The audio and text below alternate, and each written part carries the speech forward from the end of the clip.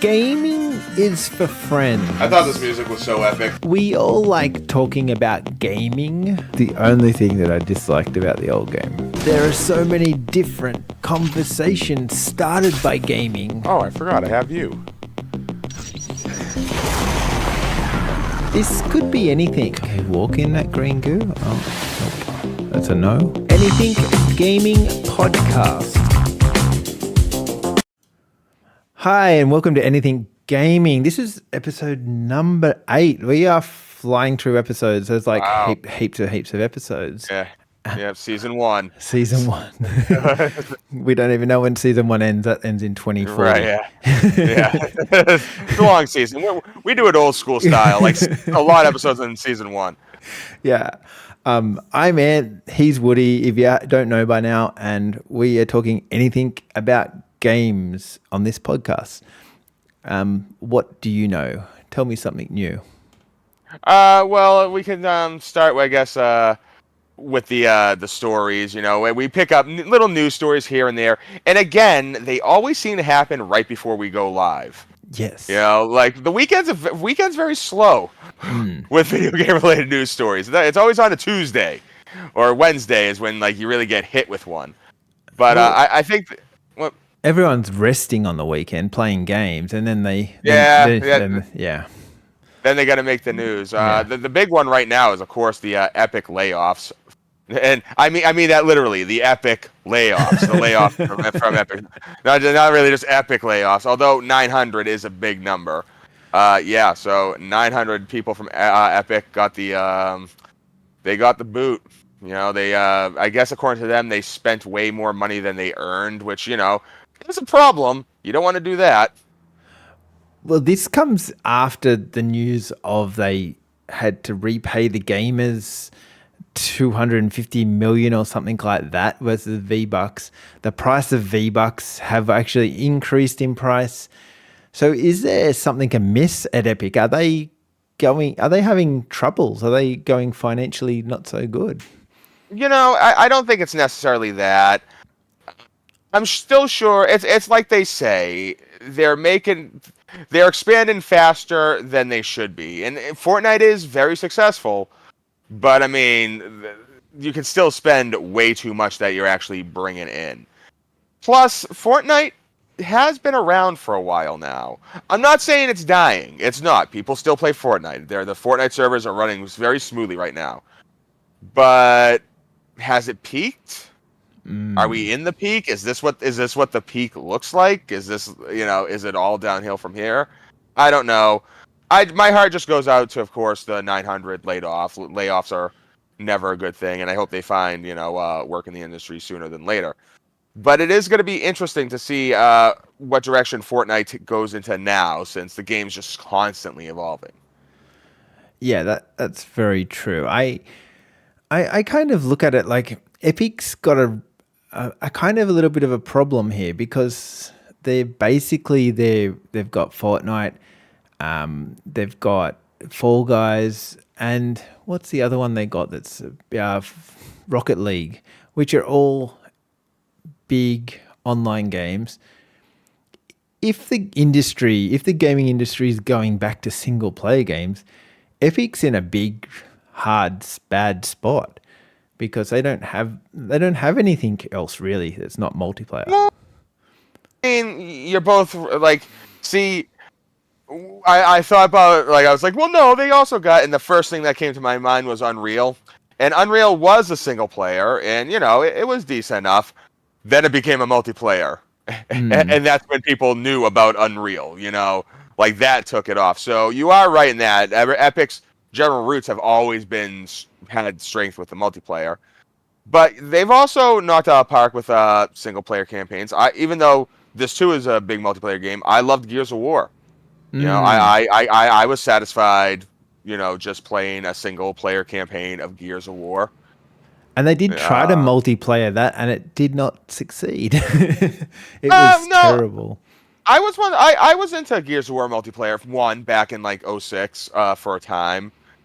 I wasn't the best. I enjoyed it better than most first-person shooter multiplayer games at the time. Mm. But that's back when I had a lot more patience for online gaming than I do now. So I didn't mind listening to the, F your mom, F your dad, F your family kind of thing. Today it's a little too overwhelming for me with some of the communities. But you are right though. Maybe they should try to bring back Unreal, like Unreal Tournament 2023, 2024, or Mm. something like that. Imagine a battle royale Unreal tournament. Do it the way Call of Duty does. Have like a new Unreal that has like the Unreal Tournament that we all know and love, and then just have like their version of Unreal Tournament Warzone. Just this battle Oh. royale thing, you know. Well, I'm kind of, let's watch this space and see where they actually end up, because Mhm. they they have not the only ones with big news this week. Sony was another one that kind of got into trouble with hackers apparently getting into their system. Then the CEO steps down. Like, what's with Sony this week? Well, I mean, these kind of things they happen more than we like to admit. This is not the first time that Sony got. I don't even think it's the second time they got hacked. But still, 77 million users, personal information may have been compromised. That's not good. I could be one of those 77 million. Also, I. Yep, I got my name's on there, my information's on there. I don't like that. I do. It does hark me back to the 2010 cyber attack, and I thought that Sony handled that well enough. They did give free games, good games too. That was the first time I ever saw something like that. My Infamous, I got Infamous 1 through, and I believe Little Big Planet. It was because of the hack. So I thought they made it up to me then, but we still really don't know the extent of what happened in this attack. So it's going to be a while before I'm sure they'll be able to respond in kind. I just hope they don't fumble the ball. Do you think that's why the CEO stepped down, is because of these attacks, or do you think that's got nothing to do with, that's just a unique coincidence? Smart money says it has to do something with it, if you're playing the percentages. And if that's a case, everyone's looking at everyone else nowadays. No one's safe. Everyone's got a profile up there. And once you get branded as someone who, let 77 million accounts go on your watch, people are going to want accountability. And that might mean that the person does have to step down. And that's a shame, too, because for all we know, maybe it had nothing to do with that. It could have just been something that they never planned, but maybe they should have. You should always, watch your nest.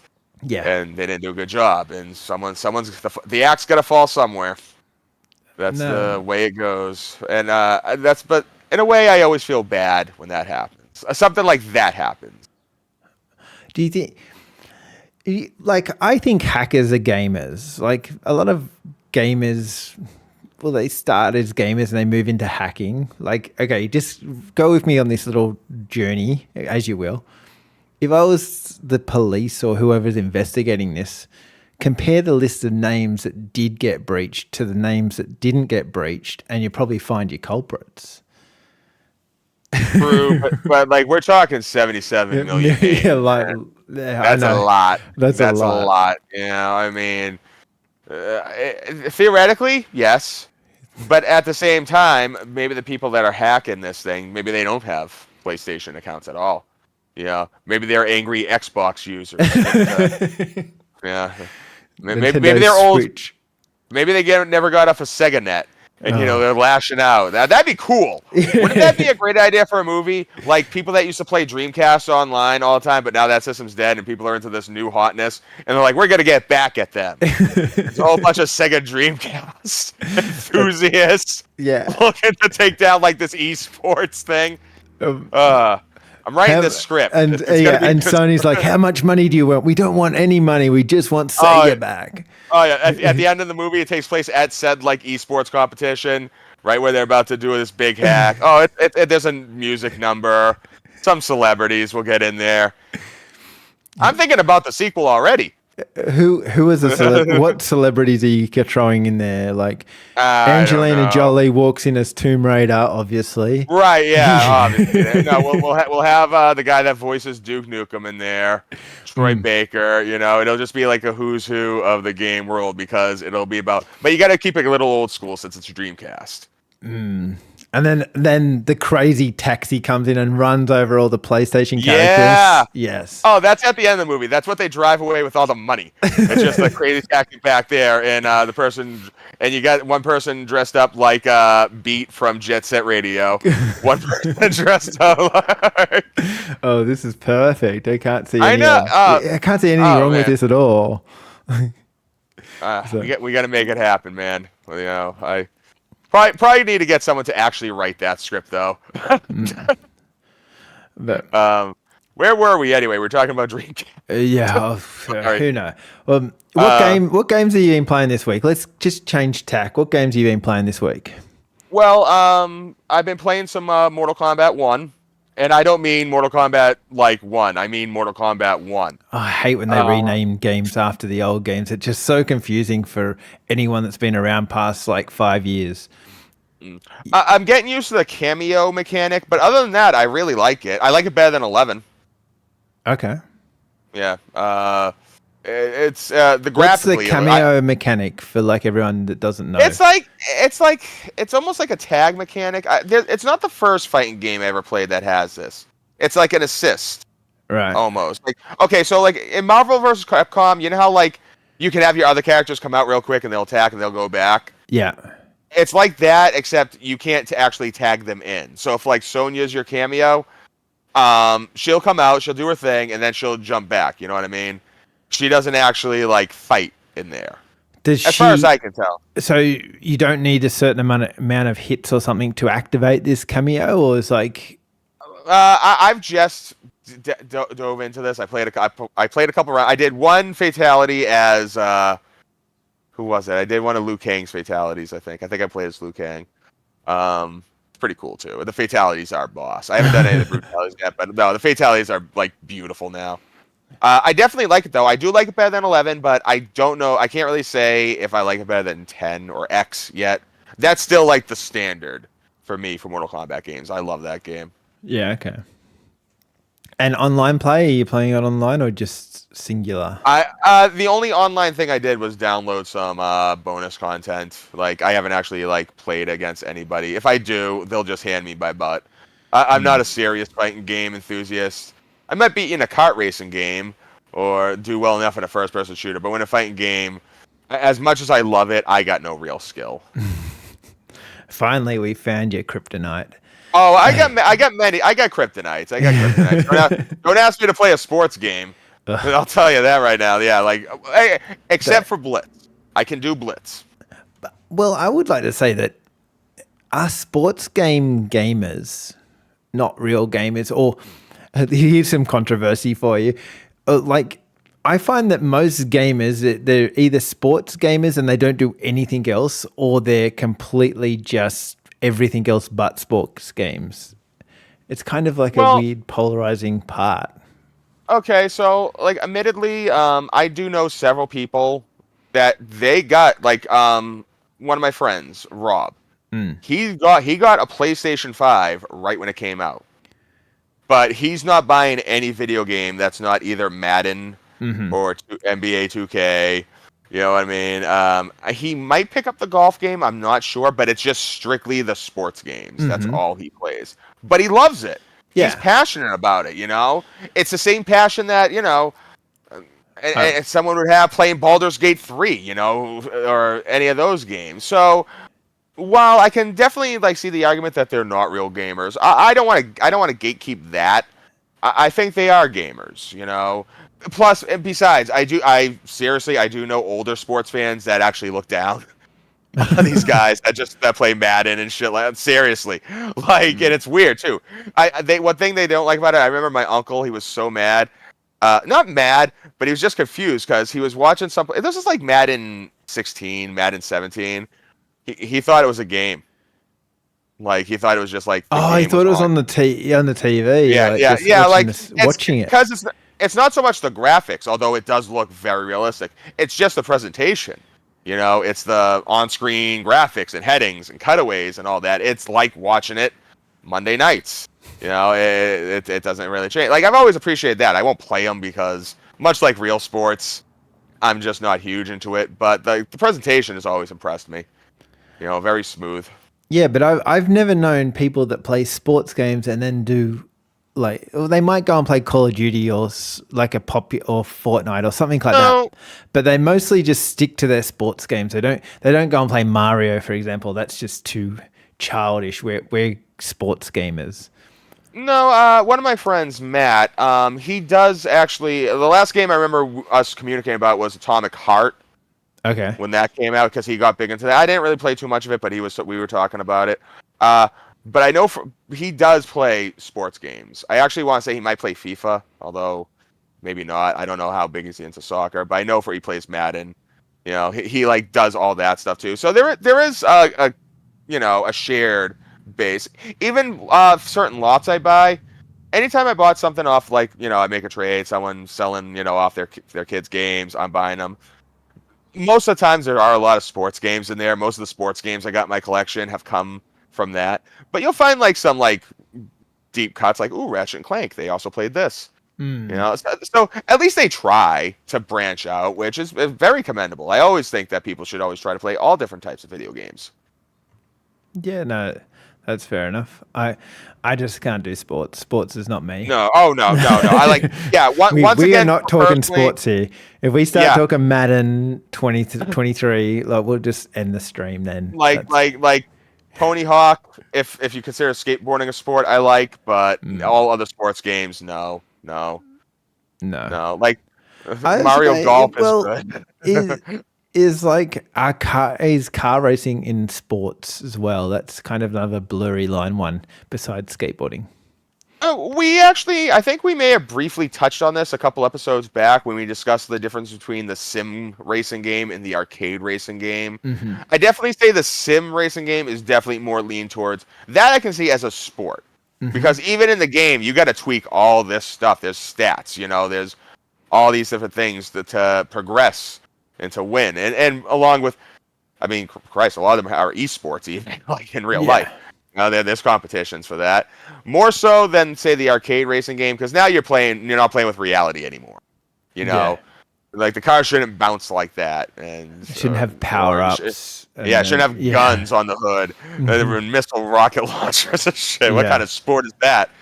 Fun one. But, yeah, there's also different types of racing games, too. You got the rally games. You got F1. All those different things, and I would consider them sport games, maybe just not athletic sports games because you're not running around. They're not the big three, which to me is American football, basketball, and baseball.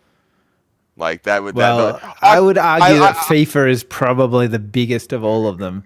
Worldwide. Worldwide, worldwide. Association football does rule all.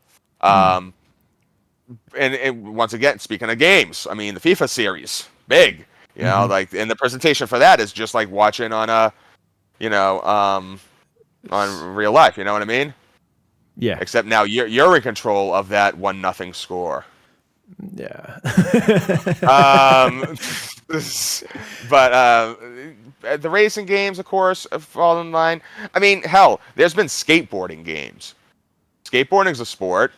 Skateboarding. Even snowboarding, surfing. They're surfing games, you know, and those all are competitions with medals and trophies. They had the X Games too. Oh yeah. See, that's the thing. I don't know if someone wants to correct me on this. I don't ever think there was a proper X Games like video game. There's been video games. I'm sure there is. Is there? I mean, there has to be. You think there would be? No, yeah, because there's plenty. Hell, there's Mario and Sonic at the Olympics. There's been Olympic Games ever since the Amiga, but I don't know about the X Games in particular. So, yeah, if you want to fact check that, I'd love to know. I would assume it would come out for like the PS. That's when it peaked. I remember like during like the end of the PS1, beginning of the PS2 era. I would have expected the X Games to have a game somewhere. No, okay. No, there's no official X. Oh, hang on. Yeah, there Oh, was a PlayStation 2 one. okay, all right. ESPN X Games. And Oh, PlayStation 1, ESPN Extreme Games. They, okay. that's before they changed it to X Game to suit the Gen Y people I that. want these games now. Well, I think they would have been just a mix between Tony Hawk, probably BMX, Triple X, and also some of the snowboarding games at the time. So yeah, there was official Xbox X games. Whew. I don't know. I keep on thinking back to why don't we go to different things like Gran Turismo. Hang on, Bad Bananas on the chat. He's talking Gran Turismo, PXP, Tony Hawk, Dave Mirren, Xbox, BMX. Ooh, Dave Mirror. See, that's the thing. We talked about that. Dave Mirror was a great BMX game, but that also birthed the BMX Triple X game. In a lot of ways, BMX Triple X was Dave Mirror 3. Okay. Yeah, yeah. But yeah, no, I like Dave Mirror. I like Matt Hoff. I think I like Matt Hoffman's BMX just a little better because that had the Tony Hawk engine going for it, and I was just so used to Tony Hawk. But I think all those games have almost fallen away. Like they were so big in the 90s. Is that because skateboarding isn't as big? I mean, skateboarding. Actually, I think skateboarding is bigger than ever. I see around here. I see grown men. Yeah. Grown men. Everyone our age is riding. I'm riding a skateboard still. Like it's fun. Yeah. But No, yeah. I don't know. But they need to bring it back for like kids don't ride skateboards no more. Yeah, and you think it would still be big because it's one of those things that I can't help but wax nostalgic about because skateboarding peaked right at the perfect age with me. I was like in my late teens. For the record, I was a lot bigger as a high schooler. I was a big kid. I wasn't skateboarding anything. But I love the culture, all my friends, I had a couple skateboarding friends. I watched all the I went to a Tony Hawk it was a Tony Hawk it was just an exhibition show, Huck Jam, Tony Hawk's Huck Jam. Huck At Jam. the Garden in Boston. Oh, that was a great thing. That was cool. A lot of these guys, they were doing all these spectacular stuff that I couldn't even comprehend. And being able to do that in Tony Hawk, the game was just great. Well, Bad Banana has had to pack it in because it hurt him too much falling off the skateboard. Ooh. Yes. I can relate to that. Sorry, Banana, yeah. No. I cut my foot open last year. Skateboarding also. I've got electric skateboards now, so I don't have to push. My worst injury, something like that, was although I didn't skateboard, I was a hell of a rollerblader. I could rollerblade, I think, pretty decently. But yeah, I was rollerblading once, and it was this gate that was held together by a chain link to chain, and it was about neck length. Oh and no! I was just rolling, and yeah, it clotheslined me hard. I fell back. Oh, dude, it was bad. It was bad. It hurt. It was bad. But hey, anyone who was into those extreme sports and they tried to do it IRL, you have one story. You got that one time where you got messed up, and hopefully you walked away from it. Yes. Well, yeah. I broke my thumb. Okay, this relates to gaming. We're gonna go with this. My friend accidentally hit my hand with a hammer.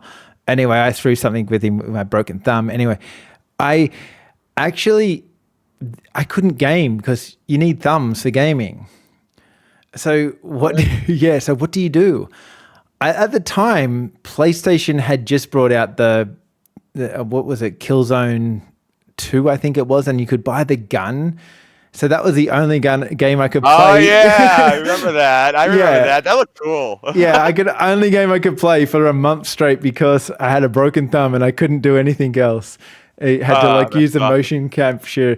Like it worked perfectly. Like I didn't have a Wii at the time or anything, but yeah, sometimes those motion things do save you from the whole being hurt or whatever. So no, yeah. The only thing that happened to me once was I cut my thumb pretty bad on a deli slicer, 7 stitches. So this part of my hand was very bandaged up. Ugh.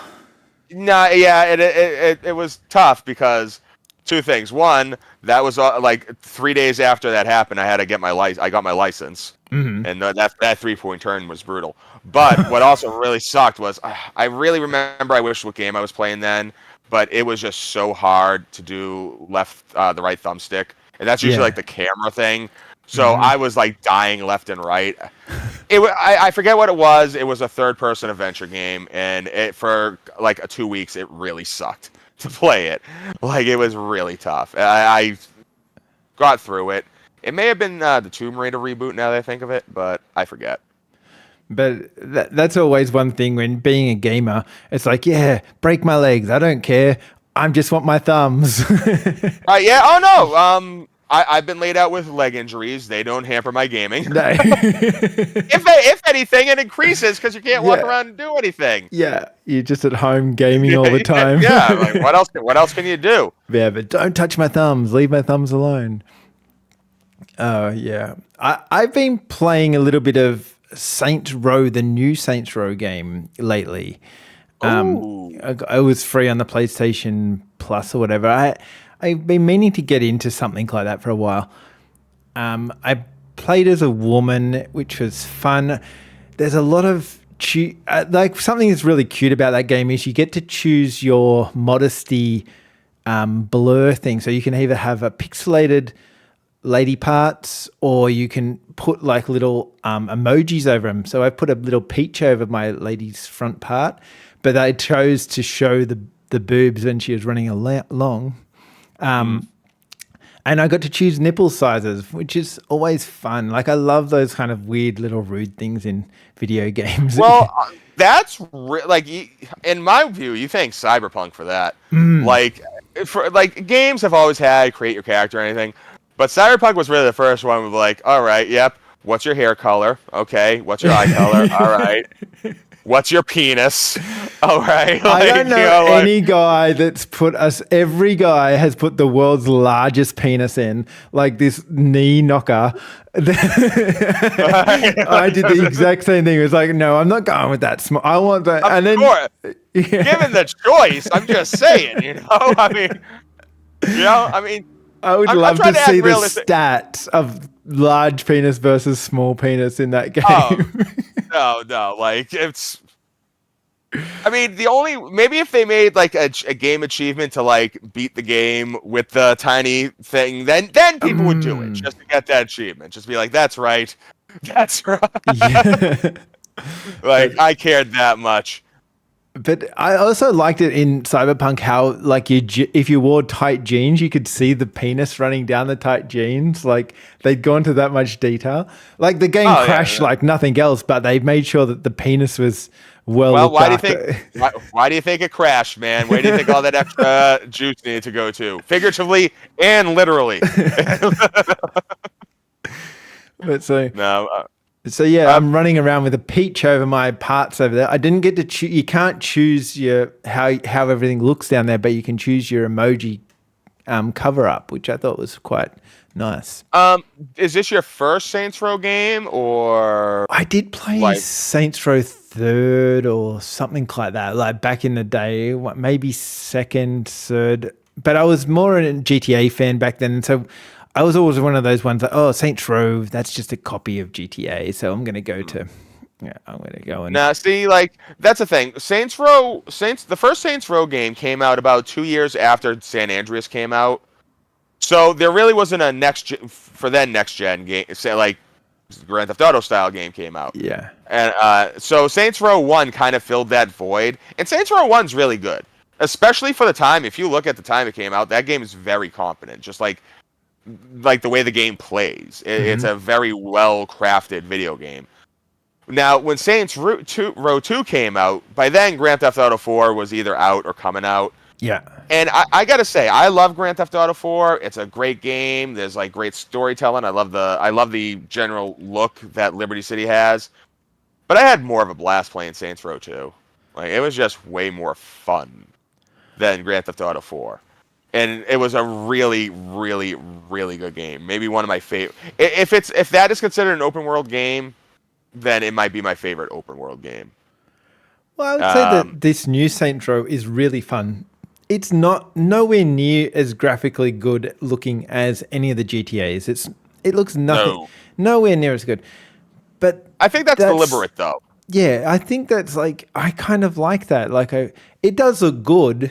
It definitely looks better than the other Saints Rows, but no, if you're putting GTA next to it, there's no comparison. But I gotta. it's fun. It's just there's just dumb things like in this one of the first cutscenes you get to, you're surrounded by police, and you've just fallen off your motorbike. The police have all got a gun on you, whatever, and your friend comes in with this fast car, does this jump off a billboard next to you, knocks that down, slides it across, kills all the police instantly, and you just jump in the car and drive off. It's just like something that was so unrealistic that would never be put into a GTA game. But that's what I loved about Saints Row, if you know what I mean. It's that weird kind of things that they do that no one, yeah, you just like, yeah, this is fun. No, I mean, and that's the thing. When GTA went, like 5 kind of loosened the reins, but when GTA went to 4, it definitely took a more serious tone as far as like the story and the cutscenes. The world that they live in is just as ridiculous, but like what they're doing is more grounded now, even in 5, which has a lot of ridiculous parts in it. But San Andreas and Vice City and 3, and if you really want to say it, 2 and 1, they were much, much more, like you said there, like driving, like just shooting, driving off stuff, doing crazy jumps. Vice City has one of my favorite Grand Theft Auto missions where you're doing that in an alleyway. Yeah. It's you and Lance Vance like going up like stairways and stuff, and just like landing back down on the alleyway, trying to shoot these guys and get your drug money back. Yeah. No, and that's what I think. That's when I liked Grand Theft Auto more. But then they kind of went for this realism, which I mean, I kind of get it, but I don't know. I like the fun and the silly, and that's where I think Saints Row kind of fits in. To be fair, though, GTA 5, I like how GTA 5 introduced better activities and pastimes. I love the tennis in Grand Theft Auto 5. The tennis in Grand Theft Auto 5 is one of my favorite tennis games of all time. What about But Mario Tennis? Mario Tennis is great. I'm not saying it's the best one of all time. I'm just saying the Grand Theft Auto 5 one I love. Okay. Yeah, I'll definitely say Mario Tennis is probably whatever the GameCube equivalent of Mario. I'm just thinking of the N64 version right now. Yeah. But yeah, I love that one. The golf in Grand Theft Auto 5 is good. It's competent. It's golf. There are better golfs, but that's fine. The bowling, and we've all done bowling in Grand Theft Auto 4. See, okay, hear me use this analogy, right? All right. So if you get normal Grand Theft Auto nowadays, it's going to be almost boring, but it's super realism. I mean, it's not boring, but it's just real. It's very gritty and real, and all those kind of things. And then you get the modders that come in and do all these fun things with the game. And then basically Saints Row is Grand Theft Auto when the modders have come in and done all the stupid shit. To some extent. To some extent, yeah. I mean, I've never dipped my toes into modding GTA on my PC because it just seems way too complicated for my small plebe mind. But it does look like it gets wacky. But you got to give it for Saints Row. It kind of makes it feel a little bit more natural. As cool as it is to have this giant racetrack above Los Santos that you have to stay, which does look cool. I love those. It's not it's you can tell it's just there's a disconnect. At least in my mind, but it's still fun. Well, Saints Row is dead now, so I know, and that sucks. I mean, I didn't get super into the new Saints Row. I did buy it. I got through a couple missions. It was fun. It was Saints Row, but I don't know. It felt like I was playing. Felt like I was playing a game I already played. Do you think someone else is going to bring out an open world? Like, I mean, there's Watch Dogs, obviously, that's kind of in the same vein. Is anyone else going to bring out something like that? It's kind of like this: you go around a city and do what you feel like doing, because that's basically the Grand Theft I Auto hope vibe. so.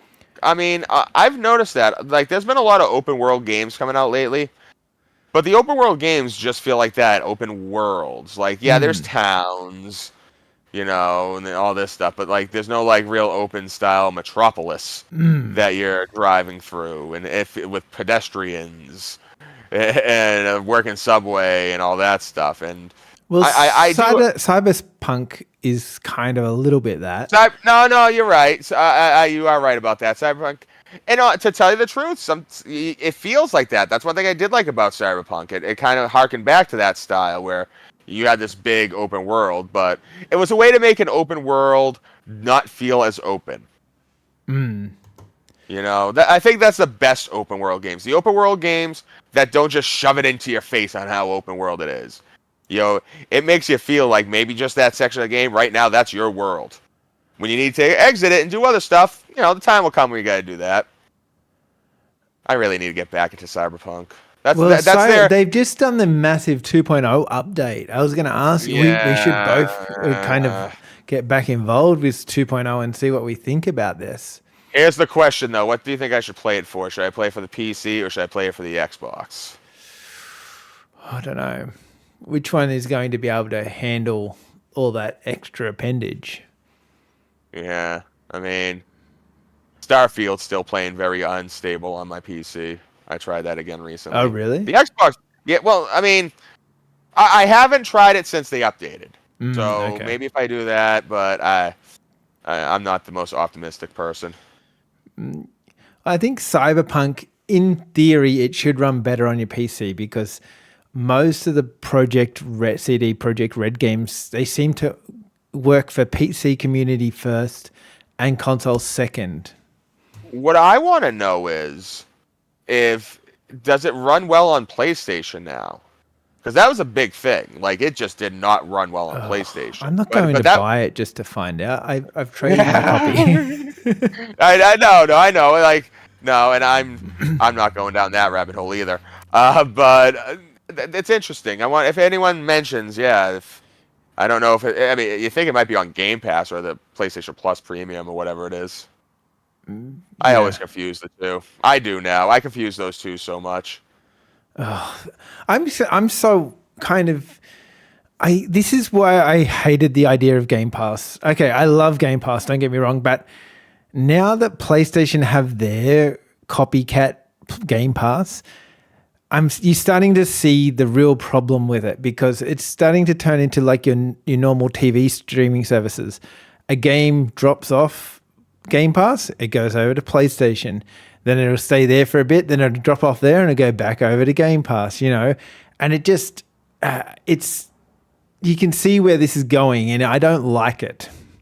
See, I've never really had a big problem with any of the Game Pass stuff because to me, spiritually, this is the successor to renting games from either Blockbuster or rent them off GameFly. It's the process of games that you're not going to probably have a big emotional investment in or you don't plan on it. Or you don't know if you really want to dive into it. And here you go. Here, try it for a little bit. And there you go. I remember back in the day, man, I was spending a lot of money at West Coast Video. A lot. Renting. Like, I renting games. Because I just wanted to play everything. I wanted to see how this game played. That's how I was able to just play all these games. Games that I would never buy Army Men for N64. I just wasn't going to. But you rent it and you're like, oh, okay, this game's cute. And that's my review of it even to this day. It's cute. Stuff like that. So I kind of see Game Pass in a way as being that. Like, you see something, that catches your eye, you download it. Just like a rental, let's just say if it's just a standard game that you're not going to huge love, you play for maybe a session or two, then you return it by deinstalling it. Like, to me, the Game Pass has always been the successor to that. For me.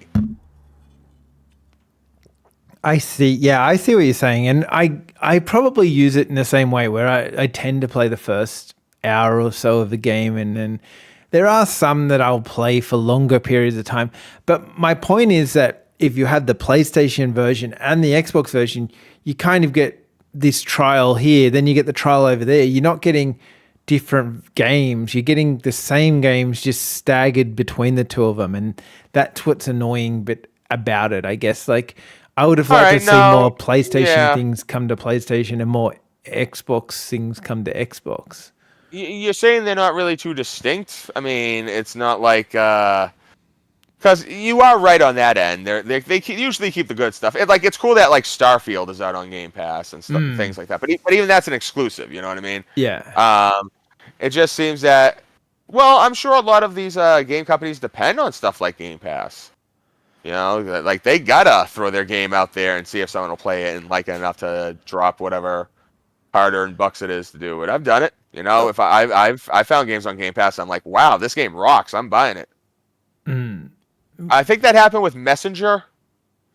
If the Messenger, either Messenger or Katana Zero, it was one of those games. For me, that's where I found Undermined, which I absolutely love that game. Hades, have you ever played that? I've heard great things about No, that that game. that game is so good. I should play it. Yeah. Yeah. But the one that went back to Game Pass, and this is where it sparked my debate on this, was actually Persona 5 just came to Game Pass. And I've always seen that more of a PlayStation type game. And so to have it then go back over to the Xbox, to have a run over there, I don't know. I just don't love it. I'm not. Yeah. I mean, on one hand, yeah, but at the same time, it's the Xbox people get to play it now too. You know, and they'll like it, and they'll make that decision. I still am dragging my feet. That's another game that I'm dragging my feet on. I'm so busy playing. I know you want to. One of us has to play through it, so we can, because we keep on going back to Persona 5 and not having. Although, if I do play Persona though, I would rather play it for PlayStation. Honestly, like you said, like to me that canonically it should be PlayStation. You know. Tale of Two Kings, which is, have you ever played that? It's a game I absolutely love on PlayStation. It's part of the what is it? The two Kingdom series. Have you ever played that? So I have not played those. No. You really have to try. You don't have to try all of them. Just try one of them. They're on Game Pass or whatever. It's a little indie type of game, and basically, it's like a save your base, defend your kingdom kind of area.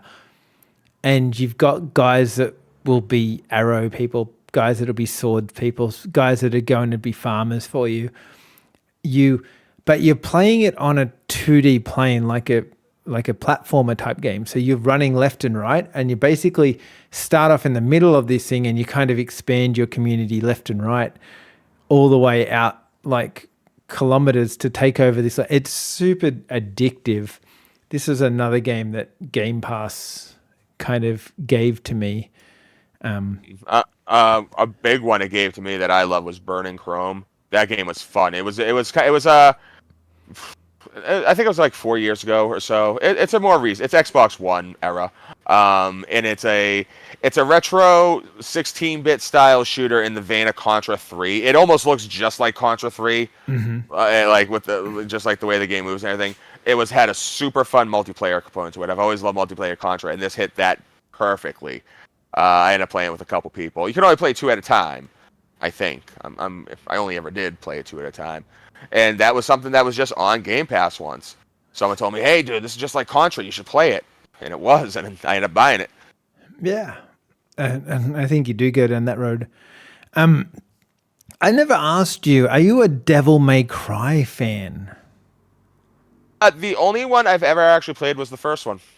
It was good. It was good. I mean, admittedly, I think I was expecting a little too much Resident Evil with it. And it's not like Resident Evil at all. I think it's more like BioShock. It's funny too because the original Resident Evil 4 became Devil May Cry. Okay. Yeah, seriously, like they were like Resident Evil 4, the Resident Evil 4 that ended up coming out was like the fourth Resident Evil 4 that they worked on. Right. Like they scrapped the project a lot. Like there was this one time where Leon fight like this weird claw monster thing. In the first one, it was like actiony, and they noticed that they could juggle enemies, and it was just so much different than like Resident Evil. Like they were trying to be different than what they were doing, but not that different. So that ended up morphing into the Devil May Cry game, the original one. Oh, good piece of trivia there. About time we started using your encyclopedia. Yeah.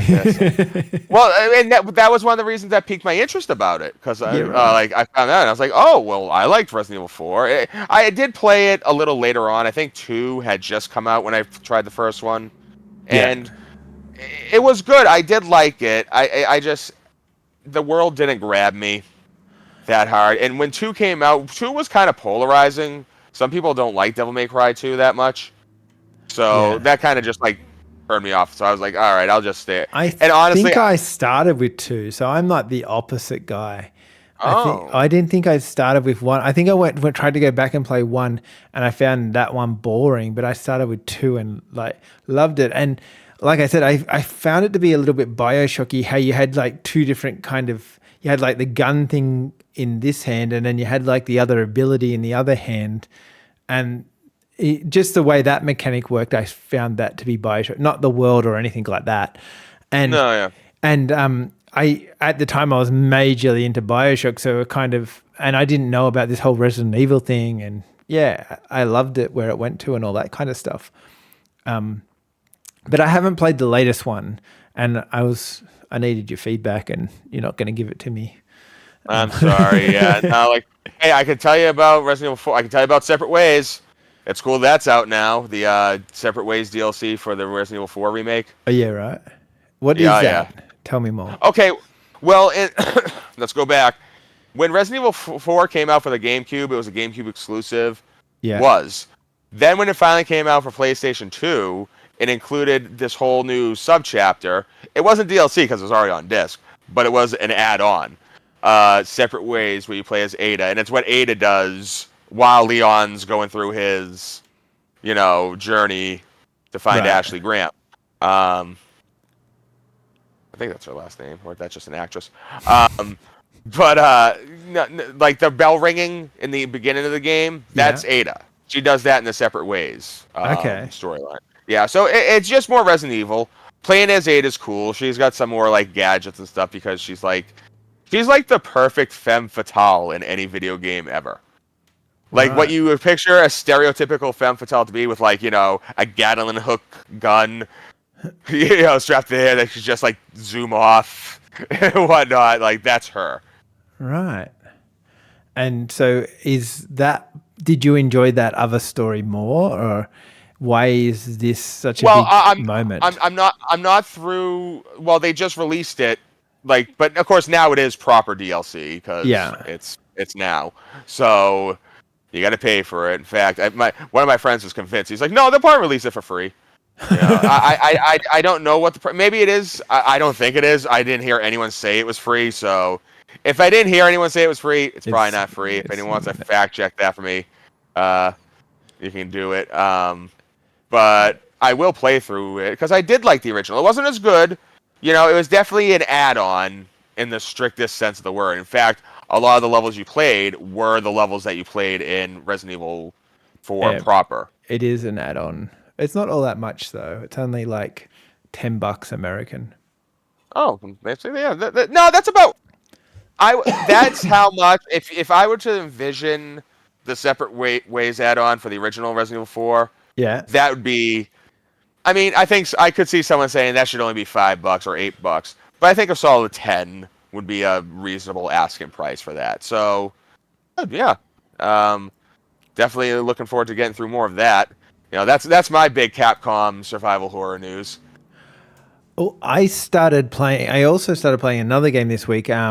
Payday, the new Payday. Is it Payday, or is it Payday 3? I don't know what they call it. You played Payday 3? Did you play Payday 3? I've only played a little bit so far. I've only done the intro to see if I can actually play it. Yeah, about to say, did you actually get into a game? I haven't got into a game yet. I've just done the intro bit. I don't know if my mum's okay, and I'll find out about that when I get into the game. Yeah.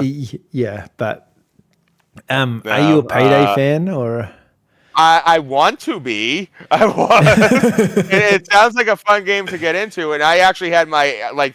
I was looking. I always did want to get Payday 2 because it was always on sale. It's always the game that's on It's sale always a across all dollar, systems. $1. Yeah, like just seeing it, like God damn, they were really trying to sell me this game. It must, and like it had a following. So when they announced Payday 3, I was like, well, I mean, if I really wanted to get into Payday, I'd rather get into a third one because it looks cool. It's free on Game Pass, so You know, and that's cool. But yeah. I mean, is it worth it to the fact will I connect? Because I've heard they had some issues.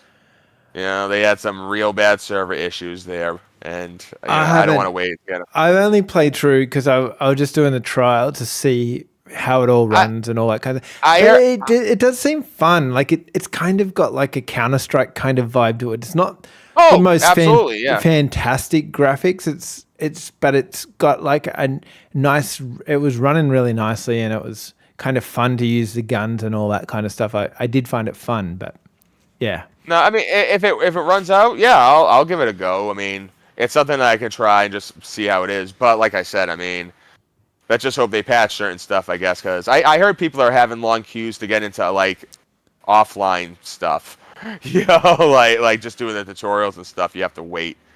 No, I got on really fast. I literally loaded straight up. For the record, what platform are you using? I was using PC with Game Pass. All right. So I thought it was pretty good. It worked all pretty good.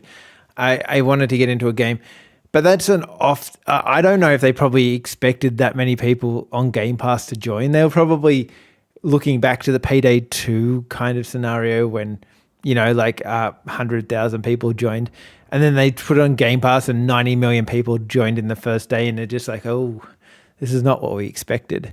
You know, it could be something like that. One game I actually do have in my possession because my brother got it, and you know, like he's my roommate. We trade games all the time. We just try not to mix them up. He picked up Final Fantasy 16. Yes. And part of me wants to give that a spin because he wants to play my Mortal Kombat. So I tried 15. I wasn't that impressed, but some people like 16. Like it's getting like it has its fans. Did you try any of it? Like, what did you think?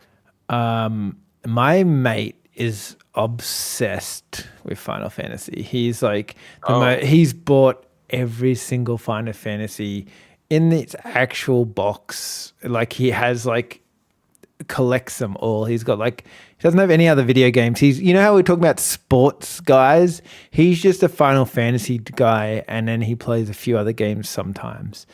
So he's a bit weird on it. And he's been trying to get me into Final Fantasy for like 100 years, and it hasn't worked out so far.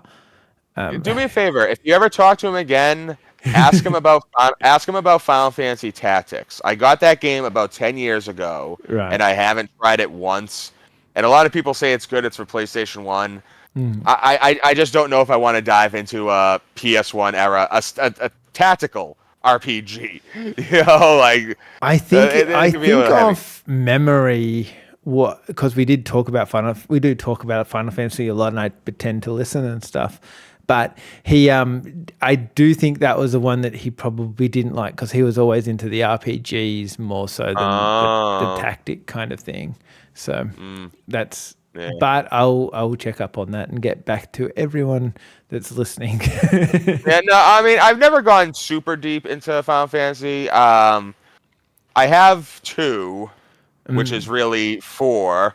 I have 3, which is really 6. But I really never got through 12. I never played 13, any of the 13s. I never did 11 or 14 because like I'm just not, you know. I've never tried to step into online RPGs. But the only Final Fantasy I did play was in Assassin's Creed Origins when I managed to get the gear that there's a cross thing going on there for Final Fantasy maybe 14 at the time, and you could get one of their I don't know what they call their camel things. You could get that as your horse. Yeah. You get that as a horse to replace your horse skin. and you could get like the Final Fantasy gear, and it looked cool as like it looked amazing on the whole Assassin's Creed guy. So I'm gonna say I haven't seen any news yet on raising chocobos in the Final Fantasy VII remake, and I hope they bring that back. You know, I love doing that in Final Fantasy VII. Like it was stupid. So you had to like go out and just like the world and look for chocobo tracks and then you would just step around and you just get into random fights until you got a chocobo in a fight. yeah, You had to distract them, destroy the enemy, and then you had a chocobo. Then you had to see if there was the right chocobo. Then you had to make those. It was like this long thing. It sounds really tedious because it is, yeah. but it's very rewarding. It's very rewarding. What did you gain out of raising this chocobo? So in the Final Fantasy VII, there's something called materia. I think I'm pronouncing it right. And it like you have the magic materia. That's the green one. That's where your fire or ice spells come from. The yellow ones are command, steel, mime, X slash, stuff like that. The red ones are summons, which are just like these powerful creatures that come in and destroy everything. Yeah, The blue ones were support materia, so that'd be like HP plus 50, extra magic defense. And then the purple one would be like a support, like a neutral material that really didn't really affect you, but just did other stuff like chocobo lure to find the chocobos. Now, if you got a couple different new better chocobos, you get like really good materia. But if you were able to breed a gold chocobo, you can get to the one cave in the game that you need one of those to ride in. You got the Knights of the Round materia, which is just like this super attack. You can destroy Sephiroth in like 2 hits. Like so that's where game over. Yeah, like done. Like who worked this out? Do you ever think who is the guy that sat there? And because like to work out this stuff, unless it's leaked from the actual developers, who works out this random stuff in games? And well, here's the kicker though. So when you use one of these summons, seriously, let's say if you summon Ifrit. It's a fire breathing thing. It comes out, does a pose, fire attack, 1,200 hit points gone, goes away. Right. You know, that's it. And then you can only use that summon. As you get more summons in the game, there's like these intricate like animations. Like when you summon Odin, it shows like a mountain in the distance and him standing there with lightning and stuff. It's a cutscene now. The last one, the Nets of the Round Materia one, I want to say the attack takes 3 minutes. Of just straight cutscene. You know what I mean? Like, you're not doing anything. You're just watching this ultra stupid, like, attack. Like, just destroying this dude. And there's a boss in Final Fantasy VII where you have to use this attack pretty much straight through with mimes and, like, real kind of, like, cool. It's tough to do. So, you're just watching the same summon attack. At least for, like, 40 minutes straight. Wow. Yeah, but then that's the reward you get for, making the gold chocobo. Yeah, well, that's pretty cool. I don't know. I still want to know who finds. Like I've never found. I found some weird things. What's the weirdest thing you found in a game? It's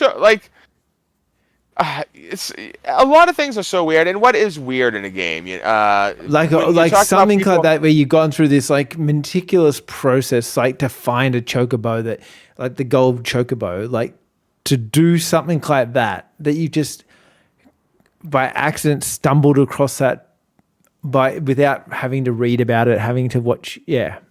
The one thing I still don't know how I stumbled across it because it's a very particular thing you got to do, but without any help, hints, or whatever.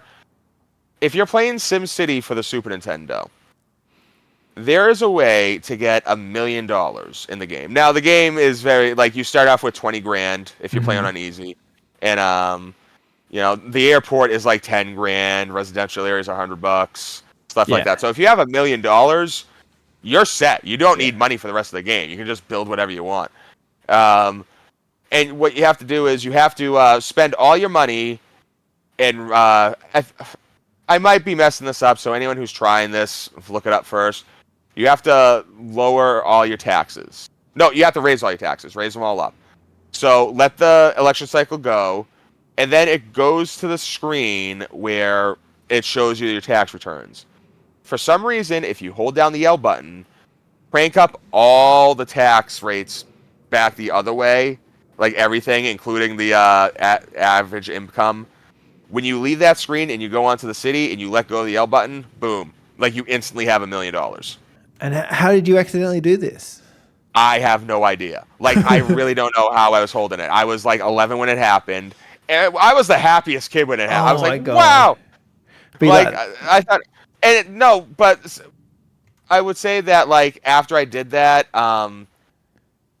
I was able to do it again. So, like, I didn't know which button it was. I used to just, like, hold a couple of them because I knew it was one of them. And then it turns out it was the old shoulder button. And then, yeah, boom, $1 million, which made that game so much more fun. I would not have enjoyed SimCity as much if I didn't find that little cheat. yeah, and like the guys that worked out the fatality moves on Mortal Kombat, like. How did you work in the new Mortal Kombat? Do they tell you the fatality moves, or are you still trying to work them out? Okay, so I haven't gotten that deep into Mortal Kombat 1, but I do know the other modern ones. If you press start during the game, you do get your move list, and it Uh, gives you one fatality. It will tell you how to do one fatality. right. But the other ones are locked until either A, you find, like, they usually have the crypt and stuff that you buy coins in, and like it might unlock that, like, that move in the list. Or you can just do the move. So just look it up and then do the move, and bam, it's in there now forever. Okay, okay. So, Yeah, that's or if you're usually what I do. accidentally doing, because I remember doing a couple of like I think like the Raiden or the Scorpio in the original Mortal Kombat. I remember doing them by accident. They were just super easy ones to kind of pick up. Yeah. One Mortal Kombat thing I did by accident, but it really wasn't, like, impressive. I didn't know how the brutalities worked, and if you do a match and you don't block at all, Mm-hmm. if the final hit is a uppercut, and if you hold down the high bunch button, you actually punch their head off, and that's brutality.